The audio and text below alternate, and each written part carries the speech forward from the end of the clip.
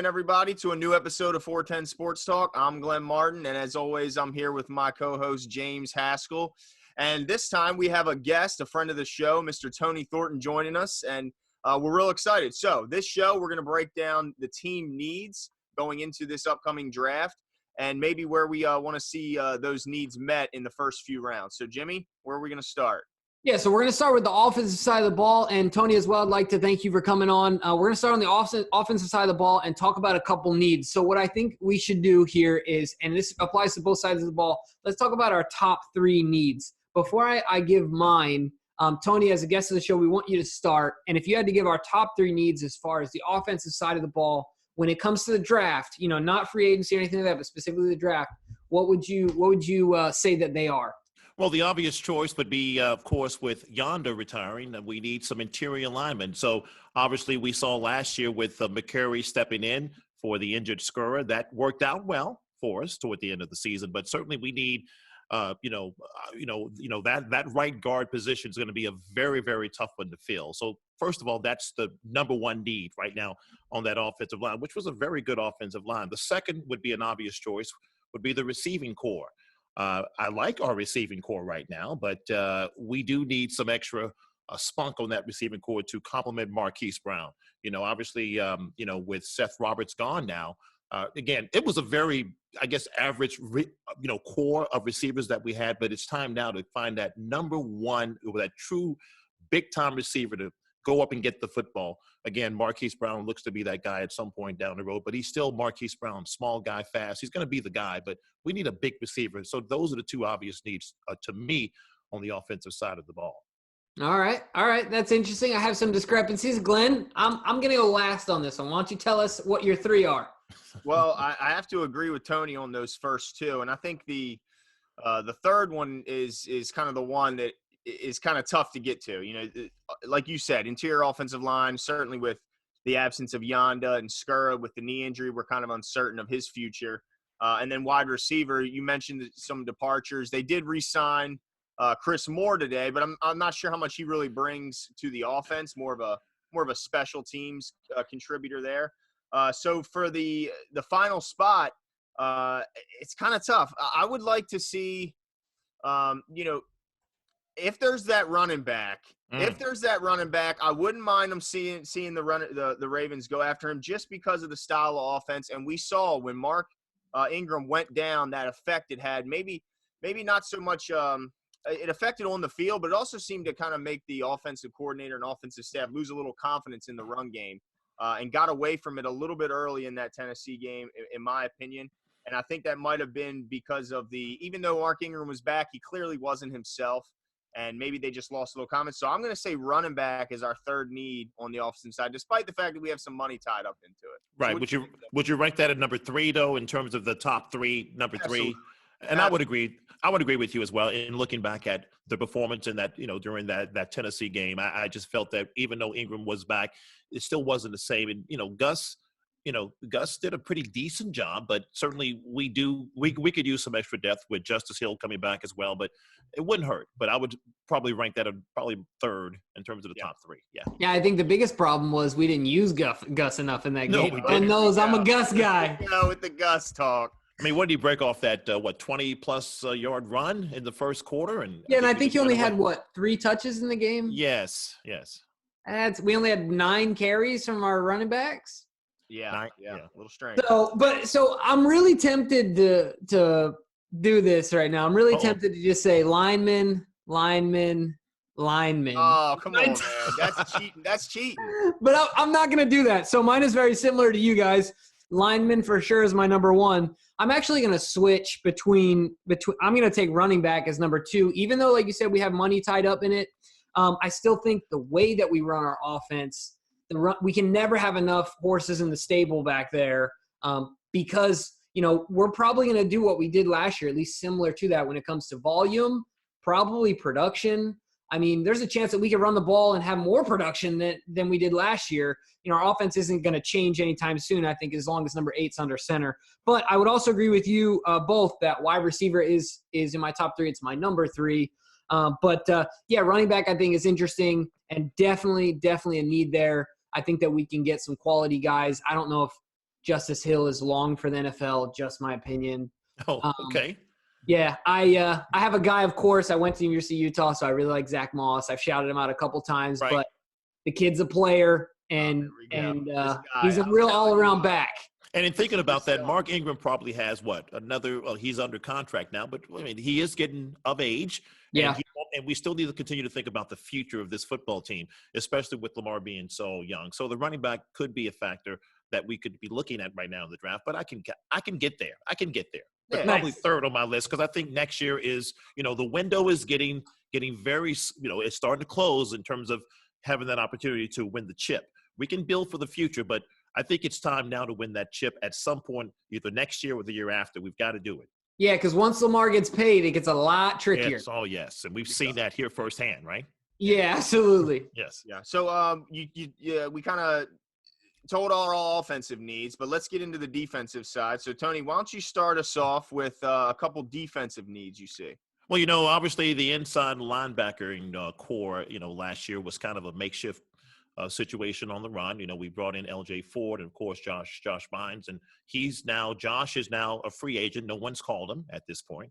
I still think he can come back. Peanut has an opportunity to come back as well, but that is certainly where that need is. We were really gashed up the middle of the field, especially early on in the season, where we had our linebackers playing out of position for the most part. And then we kind of solidified that and then got a little bit better. But, I still feel that inside linebacker position is where our true weakness is now. Now, we addressed that defensive front. We addressed that like it was nobody's business. And that, to me, we are building a wall. And I think that's part of the plan that DeCosta's looking at, is to kind of make sure that first we stop the run and allow the secondary to kind of roam. But, yes, the inside linebacking crew right now is the number one the first thing I want to look at. And the second thing, maybe, on that outside, looking at that pass rush, I think that I think with Judon being franchised, that's a great thing. I still think we're going to keep him for the year, but, I've been told that it could be a trade. But I think that's the other. So you're looking at really that linebacking core is what's critical there now. All right. And that's it. I have no other needs on defense. I know it's hard. It's hard it on the defensive side with these recent moves, no doubt. You know what? I'll tell you what. I already know what kind of when Tony has conversations with his Lord, I'm sure he only says thank you, because he's not asking for a lot. No, he's not being greedy. No, all I'm doing is asking for things. I mean, you're asking for things, but I do understand you got to look at the future. It's just not now. But this secondary is out of sight. Yes. And so I think the need right now is that linebacking core. And that's it. I'm done. Oh, man, I tell you what, you are a grateful guy. I have my list here, and it's once again very similar. But as far as needs go, I think that we need to do more to generate pass rush in order to magnify the abilities of the secondary. I think that if we can, set a quarterback, get him off his mark, mess up his internal clock, I think that can really do wonders as far as getting interceptions, turning the ball over, really seeing the return on investment, if you will, in that secondary, which we want to see. So for me, my number one is outside linebacker. Number two, definitely inside linebacker, but I think that we can do something similar. We kind of already know what our floor is with Josh, with Fort, and with Peanut. I think that DeCosta feels good in being able to improve that. Going into the season, if he can only improve that slightly, I still feel like he would be confident in the guys we have up front and the guys we have in back. And then this might come as a shocker. Might come as a shocker. I don't know. But I'm going to say my number 3 need, and this might be more of a want, not a need.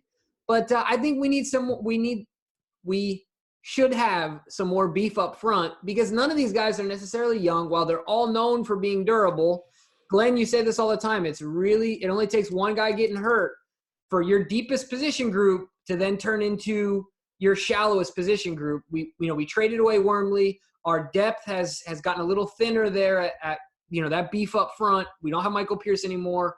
So I want another interior guy that's a little better. I want something between Brandon Williams and Jelly, right? Like, you know what I mean? Right. I want something there. So those are my 3. All right. Well, like you guys, inside linebacker, for me, I kind of agree with Tony. I think inside linebacker is the glaring weakness on the defensive side. And I think with those big boys up front, you can certainly get a linebacker, maybe he's a little undersized, a little faster out of the draft, who can excel immediately and not have to worry about getting a bunch of blockers up in his face because of that beef up front. Edge rusher, of course, area of concern, as you mentioned, Jimbo, that they can certainly magnify their strengths on the back end by increasing that pass rush. But my third is going to be safety, and I'll tell you why. What if Earl Thomas, who we all know has had injury issues the past few years with leg breaks, what if he were to go down? I know they have a lot of confidence in Deshaun Elliott, but he's been hurt pretty much every season since he's been in the league. So I look at either one. If Chuck Clark or if Earl Thomas were to go down, we'd be all of a sudden pretty thin at that spot too. So I would say safety is my third area of concern, just to provide a little bit more depth at that position. Okay. All right. Yeah. All right. So, I mean, I would agree.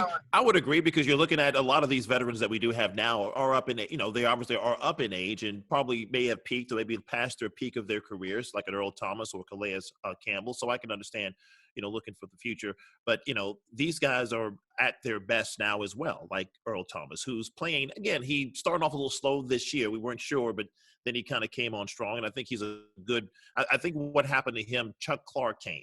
And Chuck Clark helped him in terms of finding out what his balance is and what his role is. So I would agree with that. Maybe not as high as we've talked about with the linebacking core, but certainly a safety wouldn't hurt if we can find him maybe in the third or fourth round. Yeah, absolutely. Now, so let's transition now to the draft. So it sounds like this is going to be a pretty interesting debate because your number one offensive need and your number one defensive need is kind of aligns with what Jimmy's predicting and what I'm predicting. So I'll just let you know I'm predicting inside linebacker in the first round, and Jimmy wants interior offensive lineman. So with the first pick, the most important of your draft picks, where do you think they'll ultimately end up going? Well, in my opinion, I think they're looking at the inside linebacker position because that would certainly be – because they feel comfortable, in my opinion, as a general manager. If I have veterans up front and veterans in the back, I can really kind of hone in on this linebacking on this young guy. He can really, it gives him time to really kind of learn the position. He's going to be, great player, but he needs to still learn the NFL game. I think on the offensive line, we've got to keep that continuity where we have those veterans like Ben Powers, who can, again, he does show a little bit of promise. I feel that the offensive line, you still want to keep that intact. I think I heard earlier that this offense, to me, shouldn't make too many changes. So I would feel more comfortable with having a young inside linebacker than a young offensive lineman, at least going into 2020. That's All right, Jimmy. Well, that's one on the board for me. All right. Well, let me get a chance here, Tony, to see if I can waiver. I can get you wavering at all. You might be able to.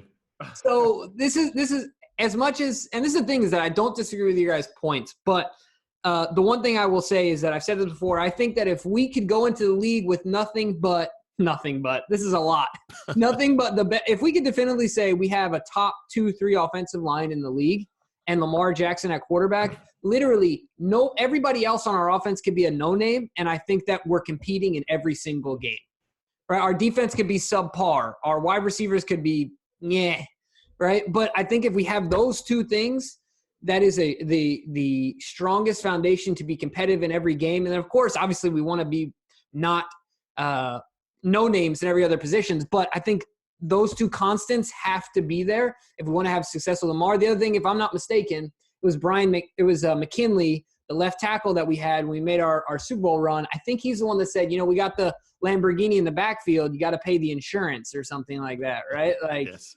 Lamar's going to be expensive, and so we need to have those guys up front. The third thing I'll say is based on our draft position, I honestly think that the 3 guys I have going in the first round as far as inside linebackers are going to be gone.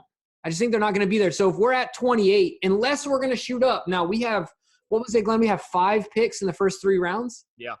So unless we've identified someone and we're going to shoot up in the first round and really bridge a gap to get there, I think that they're going to be gone. And I think that based on our position, an offensive lineman, the best interior offensive lineman, I believe, will be available for us at 28. So that's the reason why I want that person, and then also think that we'll end up going that route. While I realize historically interior offensive linemen don't normally go in the first round, kind of out on a limb here, I'm just feeling this one. Yeah, the Yonda shoes are going to be very tough to follow. And Yonda may have been the reason why that whole right side, including the center, may have been really so good because of his communication skills and how he was able to help, the right tackle and also the center. You're right. I can, we do need another interior offensive lineman. I just like the veterans that we have. Not every position on that line is going to be all pro. And I think where a lot of people may not you guys certainly, but what I hear, a lot is every position has to be the best player, and it can be, but sometimes there are complementary players that could certainly help out. We have 2 all-pro tackles on this team. We have all-pro quarterback. We have, we can't be hefty at every position. We have to have complementary players. So I think to your point, yes, if we see an offensive lineman early, get them, absolutely. If we can't get a Kenneth Murray or Patrick Queen, I would much rather have those guys to build that interior line spot there on the defensive side first. But to your point, if there's somebody there, if those guys are not there, then you go for it. I just don't think we can find every position. It just can't be the best at every position. We have to find some complementary players. So dang it. We can get an offensive lineman maybe in the later rounds. I just feel, look, guys, just in general, this window of opportunity for this Ravens team is going to close at some point, and it's going to be sooner than later. Let's now build what we have, and the guys that we have, the veterans. We were so close last year, 2 games to get to the Super Bowl. That was it. And because of a miscue and whatever it was in that Tennessee game, that just kind of deterred us from playing the Chiefs in the AFC championship game. So let's get there. Let's get back there, which I think that we can. But to your point, if you're talking about draft, yes, offensive lineman, we definitely want to look at if those 2 guys, again, Kenneth Murray and Patrick Queen, are not there. And I haven't revealed which one I like the best. Maybe you think I have. We'll see. Well, the other area need on the offensive side, if we do end up going inside linebacker, as you and me seem to be predicting, the second area would be wide receiver. A lot of the draft experts have said that this is a very deep wide receiver draft. So do you think that that's something they would address in rounds 2 and 3 or wait till later in the draft? And what exactly, what type of player do you think they're kind of going after? Well, I think the kind of wide receiver that they're looking for now is the guy that can go up and get the football, the guy that can make any catch, any radius. If Lamar throws it a little off or a little outside, and we've seen actually Marquise Brown make some really spectacular catches, but he's not 6'3", he's not 6'4", he's not the guy. We hope that Boykin could be that guy one day, but I think that's the kind of guy that we're looking for in the draft. So some of these big receivers that can go after catches that may or may not be right in their hands. I think that's the kind of guy that we're looking for. We can see those guys maybe in the 2nd and 3rd rounds. I love to get someone in the 1st if that's available, but I doubt it. But I think the goal or the focus for DeCosta might be that interior linebacking position to start. But I would say that receiver that can go get the ball is what I'm looking for. And the other thing too, I'll add to that is, Glenn, you mentioned the depth at wide receiver. We could all 3 of us be wrong here, which usually is what happens with these mock drafts anyway, right? Yeah. I like you mentioned. I mean, thinking about us going at 28, say we don't jump up. There could be a receiver that they have graded as a top 10 pick sitting there at 28 because somebody got obsessed with some guys that did well in the combine who aren't really great football players, but they get a 1st-round grade because they do well in the combine, and then somebody who we've targeted as a top 10 guy starts to drop. So that could be really interesting too. I mean, I don't know if that would be the case, but I have a question for you, Glenn, and also Tony. One of the things we talked about this a little bit is the Ravens aren't historically known for moving up in the draft. They're not the Redskins, or I'm trying to think of some other teams that have leveraged the farm for, to move up in the draft. The Rams did so for Jared Goff. But we have a new GM. Now I'm bringing up necessarily, not necessarily the best moves. There have been other teams that have made good moves when they move up, obviously. But we have a new GM who has shown that he is, I think, a little more aggressive than Ozzie. It's safe to say. I mean, significantly more aggressive than Ozzie probably at this point. So, Tony, if you had to decide right now, get your crystal ball out. Are we moving up in the draft? Because, Glenn, astutely, you've mentioned that we don't think, as far as we can tell historically, no Ravens player that's been drafted in the first year, whether it's 1st to 7th round, has been cut within the first year. Is that correct?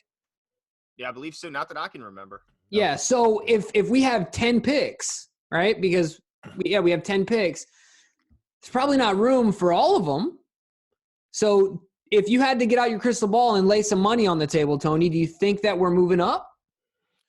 I think DaCosta is capable of doing that, especially if someone like, in my opinion, a T. Higgins or Patrick Murray is sitting around 18, 20, and they feel that this is the guy that they want to get. That's who they go for. I think he'll wrap up a package deal for these teams. DaCosta, to me, to your point, he's a student of Ozzie, but he seems to be a lot more aggressive, and I like that about him. And I think he is looking at, let's win right now. We have that opportunity. So if there's a Higgins at 21, 22, he's sitting there still, go get him.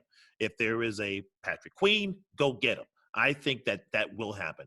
I think we'll see that in this draft. Woo! What about you, Glenn? Yeah, I just don't see – a lot of people are saying, well, it's more the Ravens' move to move back. But to me, I just don't see how they could fit if they move back and add another pick.